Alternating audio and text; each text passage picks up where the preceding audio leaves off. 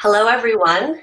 Welcome to our session today, addressing challenges and possibilities within religious communities when religious beliefs conflict with human rights. In the spirit of the first Sikh Guru, Guru Nanak, who taught love beyond boundaries, this interfaith panel will address issues of discrimination, injustice, inequality, inequity, and exclusion within our respective religious communities and belief systems. Guru Nanak was a profound poet, a phenomenal musician, and mystic humanitarian who lived in the 15th century. His vision of Ik Onkar proclaimed that we are all interconnected as one within the creative force that enlivens us all. And as Sikhs, it is our sovereign duty to protect the dignity and ethical treatment of all life across gender, sexuality, race, religion, and environment. Yet today, we see the toxic effects of religious leadership, the toxic effects of colonization, racism, casteism, heteropatriarchy, and self-serving individualism within our religious leadership, spaces, communities, and homes. Due to the exclusion and harm being experienced in these spaces, there are now worldwide Sikh movements calling for a theological return to the egalitarian teachings of Guru Nanak, to stop female infanticide, with Me Too Sikh working to make Sikh spaces safe from sexual misconduct and assault, LGBTQ Sikhs calling for marriage equality, Sikhs awakening to the need to address racism, colorism, casteism in our families and communities, and urgent cries to connect with our traditions of knowledge and spiritual wisdom. So today I welcome each speaker to share one or two of the prominent challenges that they are experiencing in their faith community in areas where religious or community beliefs conflict with human rights, such as the rights that I had mentioned: women's equality, LGBTQIA rights, systemic racism, casteism, etc. Panelists will focus on what they are doing to address these issues and how we might work together to bring creative solutions to our faith traditions and communities. Today, I'm honored to welcome our panelists. First, we have Dr. Nikky-Guninder Singh. She is the chair of the department and Crawford Family Professor of Religion at Colby College. Her interests focus on Sikh poetics and feminist issues, on which she has widely lectured and published. I am currently teaching her new book, The First Sikh, The Life and Legacy of Guru Nanak, in my class. This book highlights his revolutionary message, which, and she states, I quote, "He valued the human above any religious category." Second to speak, we have Dr. Mugdha Yeoleh. She's assistant professor of religious studies at California State University at Fullerton, where she teaches courses on religions of the world, religion and nonviolence, Hinduism, Jainism, Buddhism, and women in religion. She has published articles on sex and gender, devotional reading practices, teaching about diversity and ecologies in Hinduism. Third to speak, we have Dr. Kim Harris. She's the assistant professor of African American thought and practice in the Department of Theological Studies at Loyola Marymount University. In addition to teaching courses on Black liberation and womanist theologies, Harris leads music in a variety of liturgical and academic settings. She is a liturgist, composer, and recording artist, presenting lectures on the music of the Black Catholic experience, the spirituals of the Underground Railroad, and the freedom song of modern civil rights movement. Avelin, Buniaca, Kambiwa is the daughter of Serra Negra, mountain range in northeastern Brazil. She's a mother, sociologist, professor, and specialist in public policy management regarding gender and race. Thank you all for being here today. To open the conversation, I will ask Nikky-Guninder Singh to speak. And I'm just going to pose this general question. What's one of the most prominent human rights issues that you are addressing in your scholarship or within your religious community? What are our challenges, possibilities, and responsibilities in addressing this issue? Thank you so much, Nikki Singh. Thank you, Nirinjan Kaur. Thank you for organizing this very important session. It's a real honor to be with my panelists. I'm very grateful to you. Yes, you have framed the issues very, very well. Guru Nanak, starting of the Sikh Foundation, is 15th century India, born there much before our concerns right now, whether it's feminist equality, LGBTQ rights, environmental issues. So he precedes. Yet, there is something very, very progressive and revolutionary thinking about Sikh thought, Sikh ideology that we need to absorb. And my challenge is, what I think the greatest challenge is, to kind of match the ideology of the gurus, their intentions and purposes with our contemporary reality. And there are lots of problems, inequality, exclusion, racism, casteism, things that you have very, very beautifully articulated. How do we match them? That's where I feel. I sit in Maine. I teach here at Kobe College. What can I do? And here I think number one is really to see what is the newness of the message. What is the new message that he brings? Very often, interpretations are layered from other traditions, whether it be colonialism or Indic traditions or Islamic traditions, where things are originating in the Sikh tradition. And we need to see the newness. And I think somehow, however we have kind of evolved after centuries after Guru Nanak, we still do not have those progressive eyes, those lenses that the gurus possess. So we need to kind of come to terms with it. And here I think there are, the basic archetypal hermeneutics. We need to understand what they're saying. We need to interpret for ourselves in the contemporary times what their intentions were. And number three, we need to apply them into society. Sadly, what happens is the message is considered to be too theological and spiritual. And we forget that the message is for social, economic, political change. What the gurus were seeing, things were very oppressive and victimizing. And they wanted to uplift everybody. It was really the human core. That's what they were bringing out. Guru Nanak, humanity above anything else. And we have to consider that, we have to see that. And along with that goes that they took away the middle person. There's no middleman, there's no priesthood. So I think we need to get to their words ourselves. To me, that's very important. Unless we do that, we cannot quite absorb the meaning. And there they empower each one of us. That's the whole message, was to empower.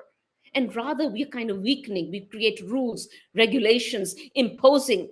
The gurus were fed up of those. Why bicker about these things? Look at human dignity. Look at human equality. I think that's where they were coming. So that's number one. Number two, Guru Nanak saying, Eko Taram, one dharam, one morality, one religion for everybody. Now, this is, we read this in Article 1 of the United Nations Universal Declaration of Human Rights. All humans are born free and equal in dignity and rights. And that's what he's emphasizing. That's what the Guru Granth Sahib is all about. So we need to make sure we are reading the message, his ideals. And he says that too in Var Maj, we must not devour another's due. So whatever belongs to each human being, we need to respect that.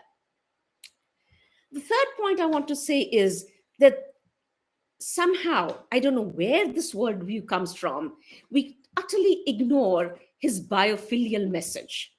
This world is beautiful. It's in this world we find liberation. Hasandiyan, khilandiyan, kavandiyan, penandiyan, viche hove mukti. It's right here. This is where liberation is. And we're so focused on the other world that we ignore our fellow beings, men, women, different races, and even nature, our cosmos. So this kind of orientation is very wrong. We need to bring it to our bodies, to our mothers, to our role in this world. My next point, we need to see diversity. And that's very important. Guru Nanak, everything is one, universal. Just as you said, Nirinjan, there's one reality, Ik Onkar, one being, marvel of marvels, as he says, no two are alike. So to respect diversity is very, very crucial, is very vital. We have to see people are different. And you look at his own works, you know, at that very a traumatic moment when Babur comes into the country and he's destroying fellow Muslim sultans, and the women are being, you know, violated against. He respects everybody from every class, every caste, every religion, because he realizes these are cultural codes and they have to be respected.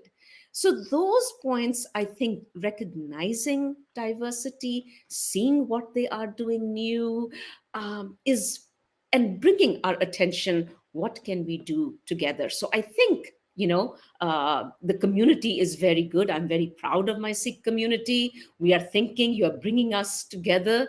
And the recent one about excluding same-sex marriages, that bothers me. That really bothers me. And that cannot happen because the Guru's, I know Guru Nanak was very, very progressive, and of course he did not address this directly, but there's so much in his life stories, even the Janam Sakis that I'm reading and I'm translating these days. They are, you know, he's sitting with Sheikh Sharaf, who's dressed up like a woman, and he's really happy with the Sufi saint. Sing, you love God. It doesn't matter who you are, what you are. It's a light within. And we have it in the Guru Granth Sahib very, very clearly stated, "Tan pir e na akhiyan behan ikatte hoye." They are not said to be husband and wife who merely sit together. So it's not this male body versus the female body coming together. Ek jot doy murti, tan pir kahiye soye. When we recognize it's the same spark in two bodies, whatever those bodies, however diverse they may be or similar they may be, that's a real wedding. That's what nuptials are all about. So it's bringing people together rather than dividing them. So it really bothers me that Sikhism, which is such a beautiful, full of love and passion, we are not enchanted by that message. And I want that. And so through my translations and my writings, that's what I do. And thank you for all that you are doing.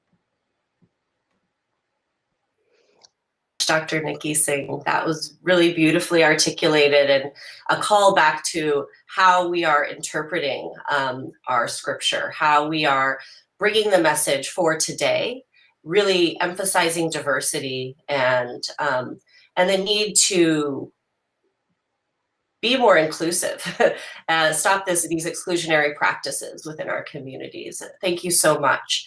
I now invite Dr. Mugdha Yeoleh to share with us her thoughts on this same question. Thank you so much. Can you all hear me? Yeah. Okay, great. Thank you so much, Nirinjan, for involving me in this wonderful and very relevant conversation. I say relevant because we all are in some ways in the pandemic times working in our silos and teaching from homes, and these conversations are important because those are also realizations for us that, oh, we are sharing the similar discourse, so let's all work together towards the creative solutions. So thank you so much. It is very timely for me personally, more than the community as well. I'm going to piggyback and actually talk more on the lines of Nikky-Guninder Singh, Kaur, sorry, and that is about pragmatic theology. What you talked about, in the sense that Guru's messages, they were not somewhere up there, but they all evolved from the sociology, historical context, and the ecology of the spaces that were present in that time at that time in India. And I think that point that you made is very important in the study of religious traditions, any religious tradition for that matter. So, what I want to talk about today in my 5 to 6 minutes is first point was about religious community, and I want to clarify that, especially where I am at in Los Angeles, we have a dozen Hindu temples, and some of them have a very homogeneous tradition, like the Swaminarayan temple, whereas the others are basically temples which are hosting all sorts of Hindu gods, right? And I have met several Indians and several Hindus in Los Angeles and the greater Los Angeles, which who never go to temples, and some others would go every Sunday or every Saturday or every whatever day they like, right? And there is no congregational worship in Hinduism, as you all know, or Hindu traditions, and therefore to talk for religious community is a very challenging part for me. So I won't talk for my religious community. I would rather focus today on the challenges that I face in teaching about human rights and animal rights. I will talk why animal rights is important in this. I want to extend it a little bit. Um, in the context of my teaching at Cal State Fullerton to undergraduate audiences. And the context mostly is religions of the world.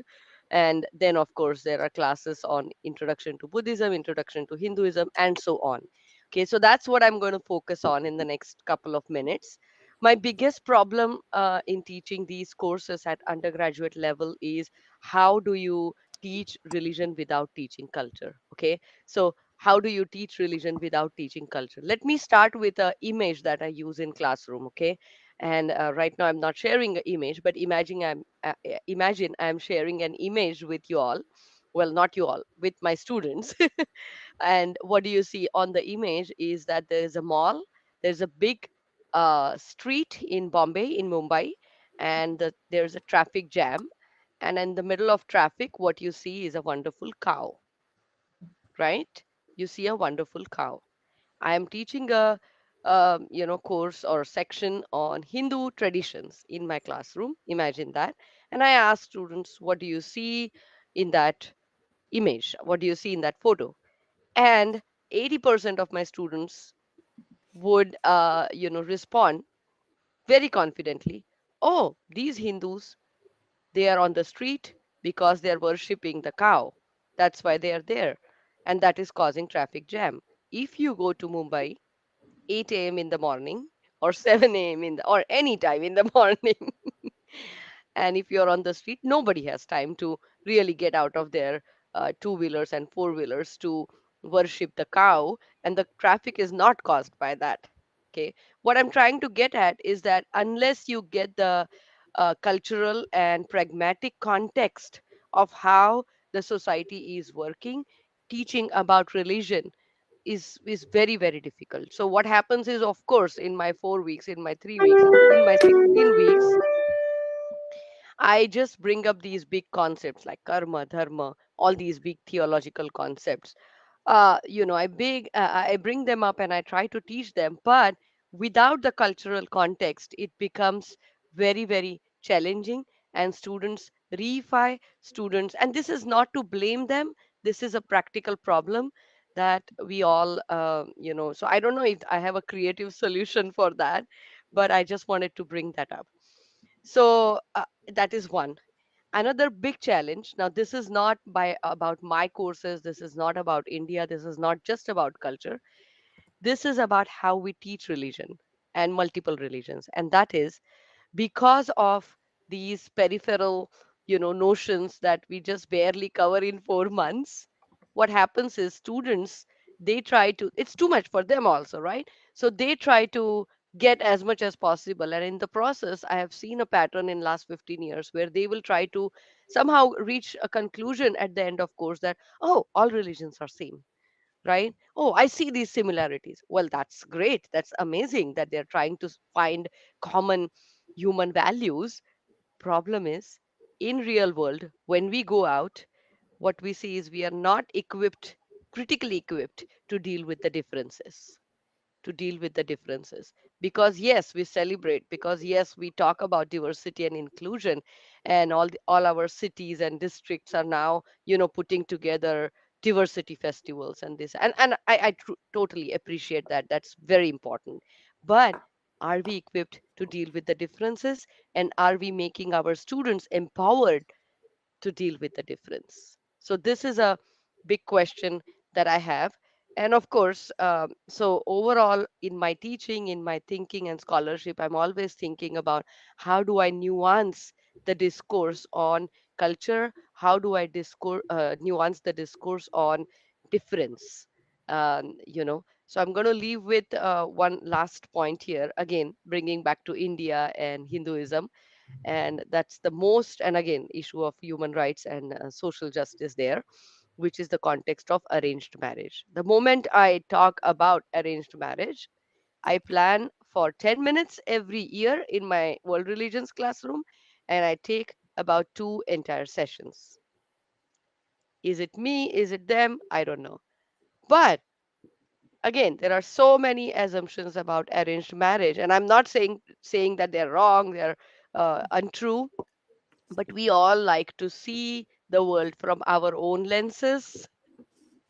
We don't try to see how those spaces, how those people, how their epistemology has evolved in its own context. So I think that is where these conversations in my classrooms, which are supposed to be 10-minute quick talks, are going from 10 minutes to 2 entire sessions of 120 minutes sometimes, right? So I'm not going to go on and on about arranged marriage. We all know, and we can talk more in the Q&A.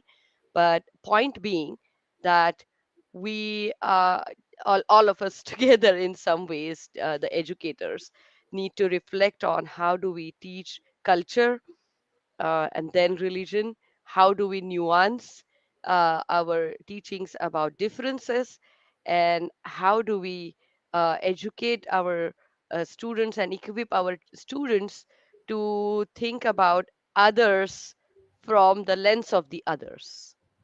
Thank you. So much, Dr. Yeoleh.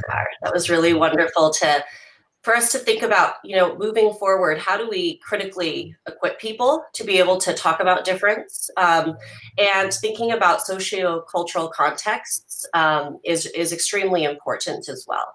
And so being able to do this as we try to address some of these issues, I think those are very important points to keep in mind.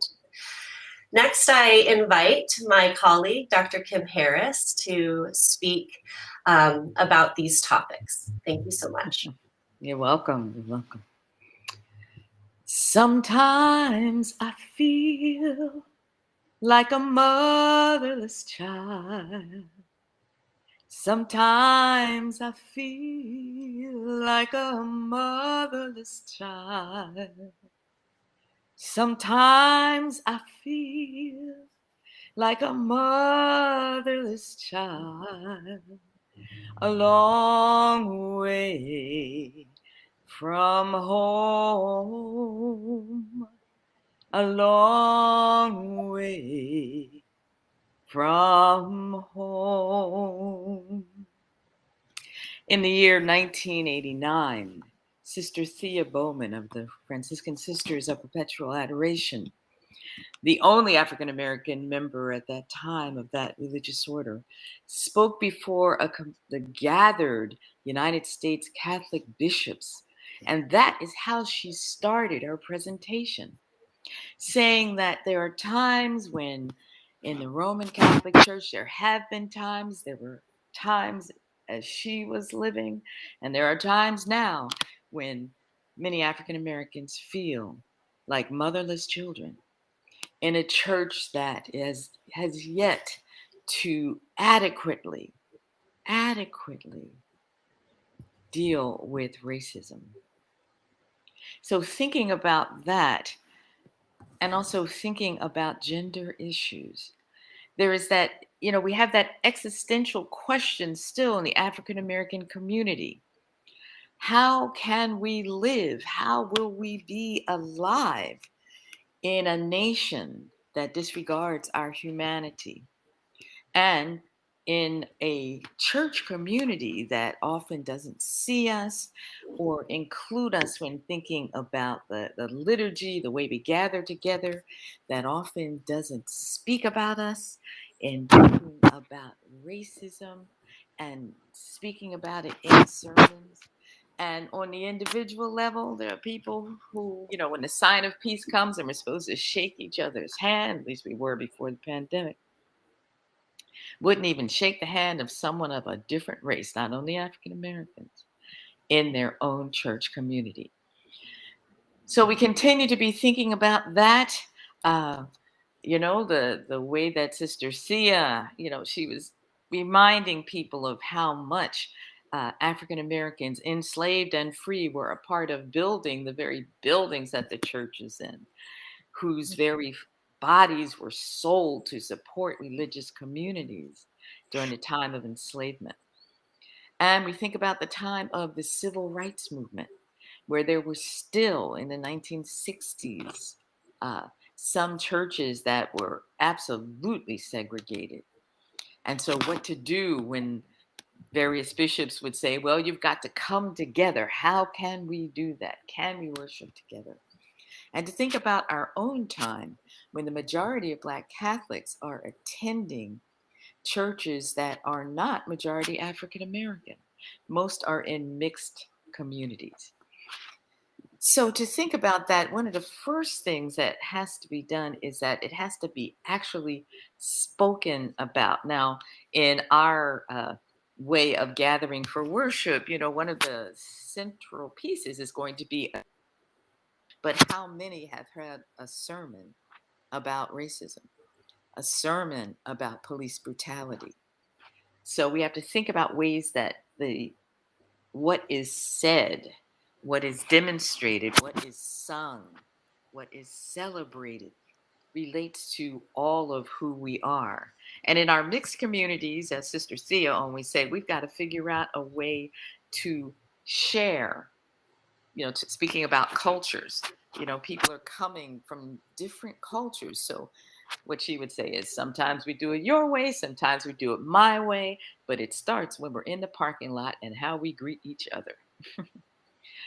So coming together and finding ways on the individual and community and systemic level to deal with racism. Now, in terms of gender, women still are not ordained in the Roman Catholic Church. But there are different groups of people that are working, because there are times when if you see women's leadership, then you're not so surprised when it comes up as an issue. So there are various groups like Women Church and Women Preach that will actually gather together and have women as the main preachers and speakers. And so I've been able to do that. And I guess what is very interesting, speaking about teaching the undergrads, is helping them to understand that communities change over time, that theologies change over time, and that the way we act and even the way we believe changes over time. Because so often they think, well, this is how it was in Jesus' time. Well, no. So, inviting them to really understand those changes. And so many of them can't even imagine that there were African Americans who were enslaved by, Jesuits and by Carmelites and by other religious leaders.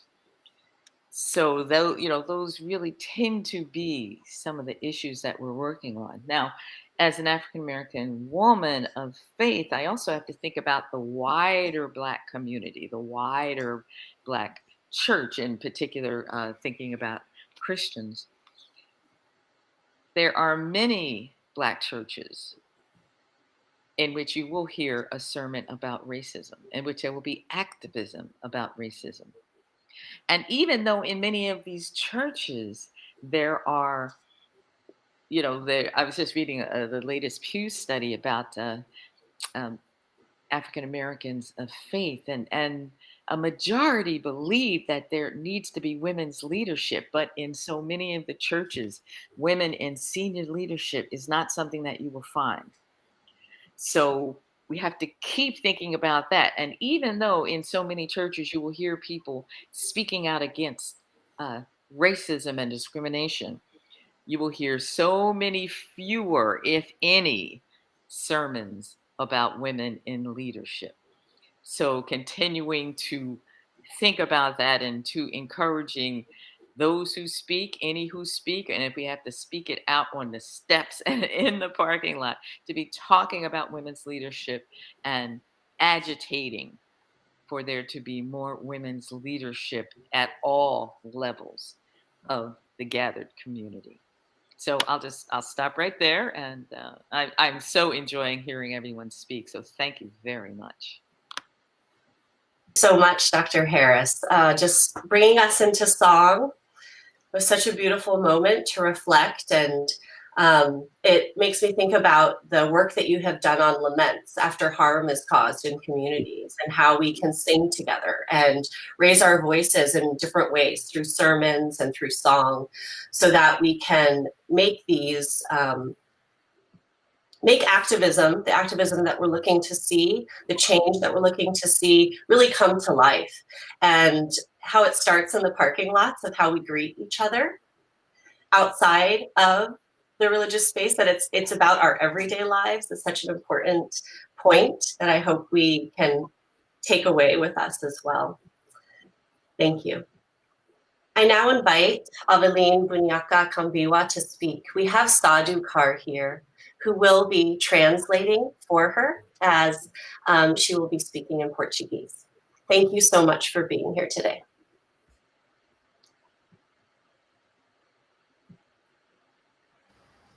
Primeiro, eu quero agradecer a todos que me convidaram e também a Suda, que está aqui para me ajudar a trazer esse recado. E quero também cantar um poante. First, I'd like to just thank everybody for organizing and to be here. And I'd like to start by with a song.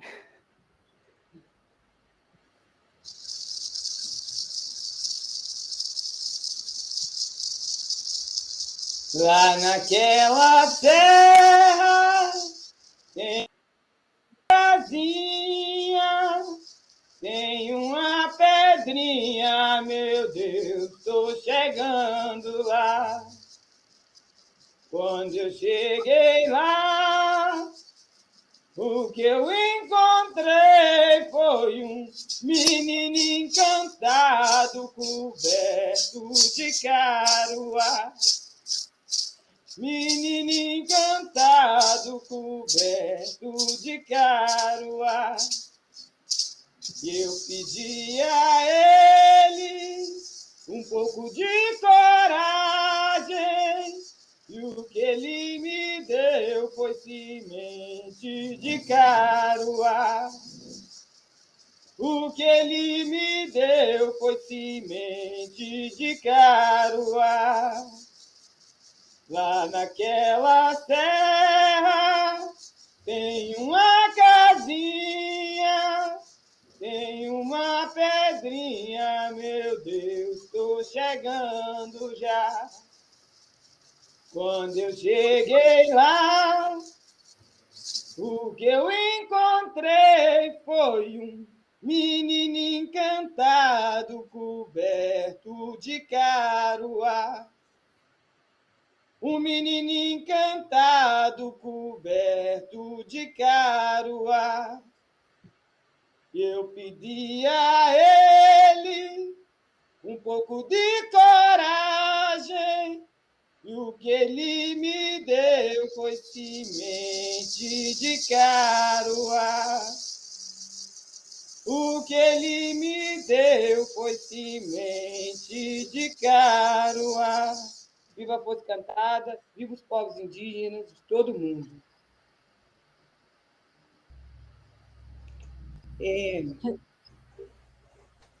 Pode falar, Suda.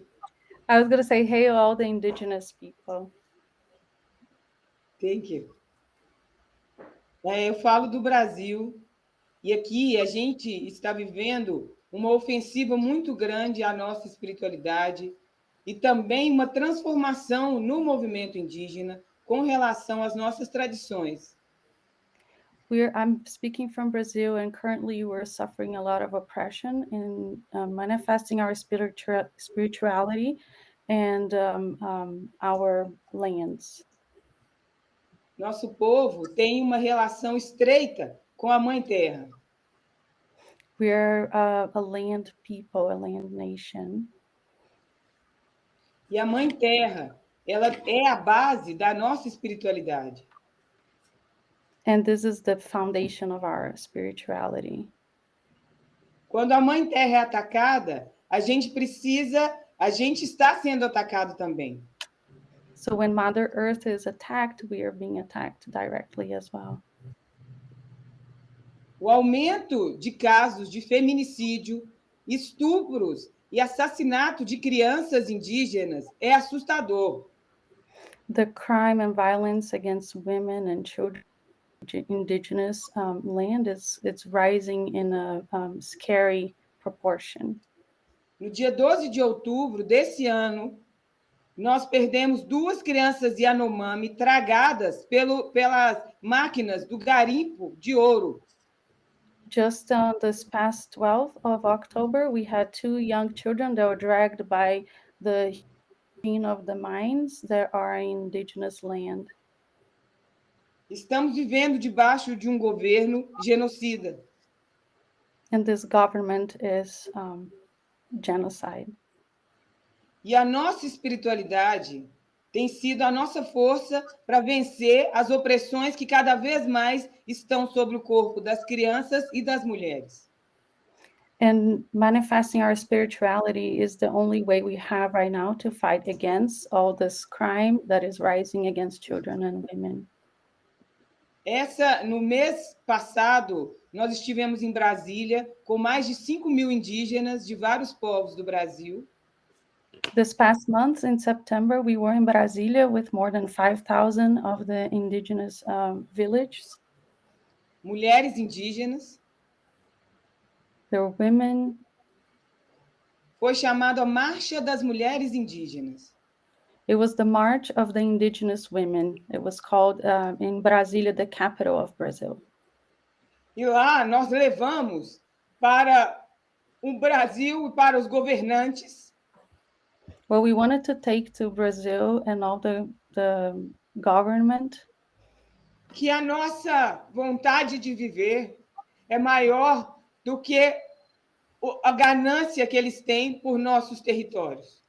That the will that we have to live is bigger than their greed and disregard against us. Nós hoje no Brasil estamos lutando para manter a nossa terra, a mãe terra de pé e as terras indígenas demarcadas. Today we have to really fight to keep our land the way that they were protected originally. Existe toda uma preocupação de nós mulheres em mantermos-nos de cabeça erguida, vencendo o patriarcado e o racismo.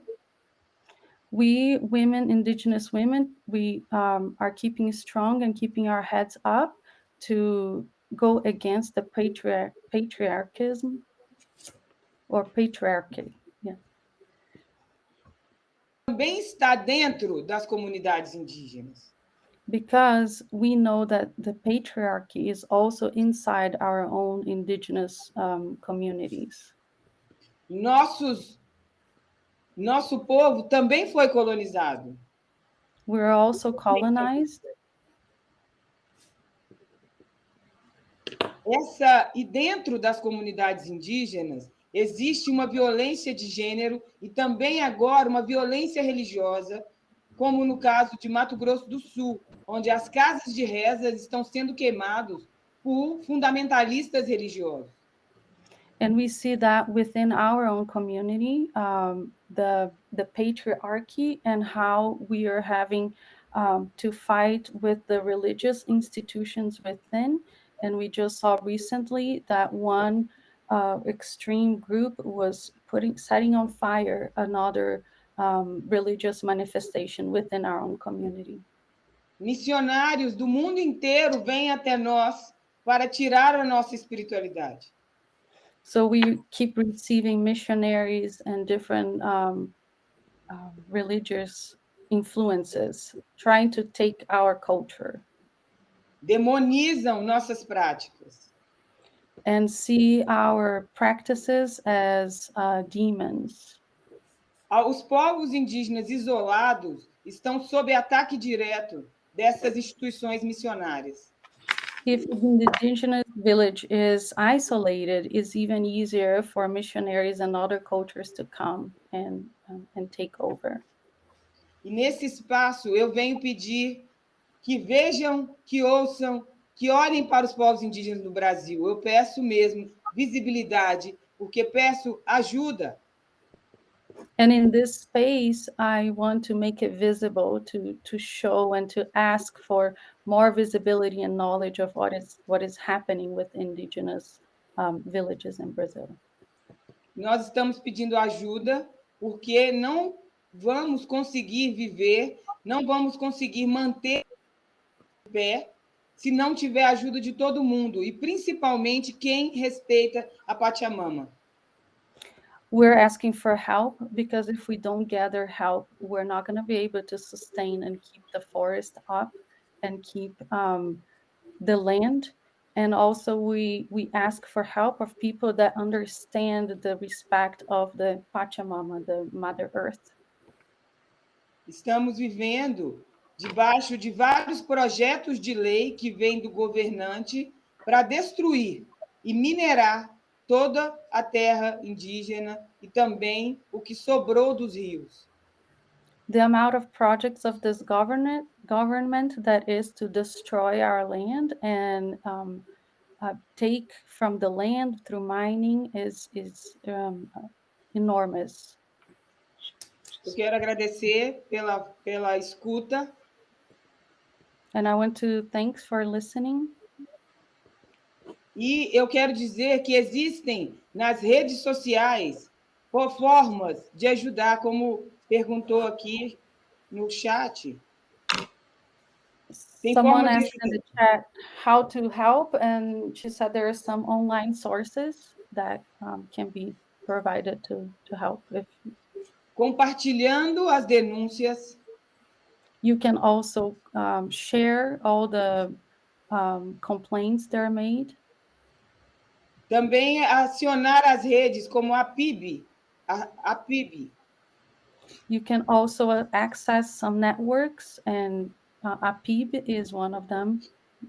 Que é a Articulação dos Povos Indígenas do Brasil. It's the Association of the Indigenous People of Brazil. It's the acronym for a PIB. E também rezando por nós, pedindo aos seus próprios encantados de luz que nos ajudem. And also in your own faith and your own spirituality to ask for us, so your goddesses and your spiritual beings can help us. Proteja-nos. And protect us. Quero encerrar com mais um canto. Can I finish with one more singing? Sim, yeah. Eu tava lá dentro da mata, pra que mandou me chamar? Eu tava lá dentro da mata, pra que mandou me chamar? Eu sou índia guerreira de todo lugar. Eu sou índia guerreira de todo lugar. Eu tava lá dentro da mata, que mandou me chamar. Eu tava lá dentro da mata, pra que mandou me chamar. Eu sou índia guerreira de todo lugar. Eu sou índia guerreira de todo lugar. Hey! Hey na, hey na, hey na, hey! na ho, hey na hey na hey na hey na. Hey na hey na hey na ho, hey na hey na hey na hey na hey na hey na hey na hey na hey na hey na ho. Hey na hey na hey na hey na hey na hey na hey na hey na hey na hey na ho. Viva a força encantada, viva nossos ancestrais. Viva nossos ancestrais, tudo. Tudo. Você pode falar para eles, viva nossos ancestrais. Hail all of our ancestors. Muito obrigada. Obrigada. Thank you so much. Thank you, Sadhu, for translating. Thank you, Dr. Avelin, Buniaca, Kambiwa, for sharing all of this indigenous knowledge that we need to preserve, the land that we need to preserve. We're seeing colonization and exclusionary practices, exceptionalism that's affecting so many of our communities, our environments, and this return to indigenous knowledge, diverse ways of being, and being really able to see the humanity, the human dignity in each one of us, as well as acknowledging that life force that is within all of our land and our environment all around us seems to be the most urgent call of today. So please do what you all can. They've posted in the chat some ways to help. And I would like to thank all of the panelists for being here today and for all of the attendees for listening in. Thank you all so much. Thanks very much. Thank you. This was very important and very well done. Thank you, Nirinjan.